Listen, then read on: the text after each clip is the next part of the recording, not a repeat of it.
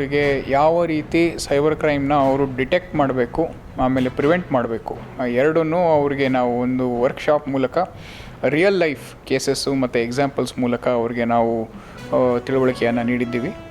ಈ ಒಂದು ನಿಟ್ಟಿನಲ್ಲಿ ನಾವು ಜಾಗರೂಕತೆಯನ್ನು ಹೆಚ್ಚು ವಿದ್ಯಾರ್ಥಿಗಳ ಮೂಲಕ ಇದನ್ನು ನಾವು ಮಾಡಬೇಕು ಅಂತ ಈ ವರ್ಕ್ಶಾಪನ್ನು ನಾವು ಆಯೋಜನೆ ಮಾಡಿರೋದು.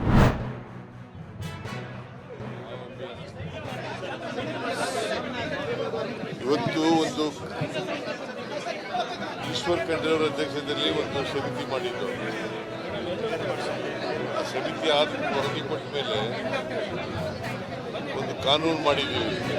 ಅದರ ಪ್ರಕಾರ ಈಗ ರೆವಿನ್ಯೂ ಬಡಾವಣೆಗಳು, ಸೈಟ್ಗಳು, ಮನೆಗಳು ಇವೆಲ್ಲ ಅವ್ರಿಗೆಲ್ಲ ನಾಗರಿಕ ಸೌಲಭ್ಯಗಳು ಕೊಟ್ಟಿದ್ದೀವಿ.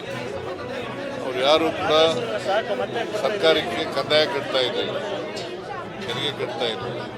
ಅದಕ್ಕೆ ಒಂದು ಬಿ ಖಾತೆ ಅಭಿಯಾನ ಮಾಡಬೇಕು ಅಂತ ಹೇಳಿದ್ದೀವಿ. ಎಲ್ಲ ಈಗ ಬೆಂಗಳೂರಿನಲ್ಲಿ ಮಾಡಿದ್ದೀವಿ. ಎಲ್ಲ ನಗರ ಪ್ರದೇಶಗಳಲ್ಲಿ, ಮುನ್ಸಿಪಾಲ್ಟಿಗಳಲ್ಲಿ ಮತ್ತು ನಗರಾಭಿವೃದ್ಧಿಗೆ ಬರ್ತಕ್ಕಂಥ ವ್ಯಾಪ್ತಿಯಲ್ಲಿ ಮಾಡ್ತಾ ಇದ್ದೀವಿ. ಸೊ ಅದಕ್ಕೆ ಎಲ್ಲ ಡಿ ಸಿಗಳು, ಯೋಜನಾ ಇಲಾಖೆಯವರು ಮತ್ತು ಇತರ ಅಧಿಕಾರಿಗಳು, ಸಿಇಒ ಅದೆಲ್ಲ ಮೀಟಿಂಗ್ ಮಾಡಿ ಹೇಳಿದ್ದೀವಿ.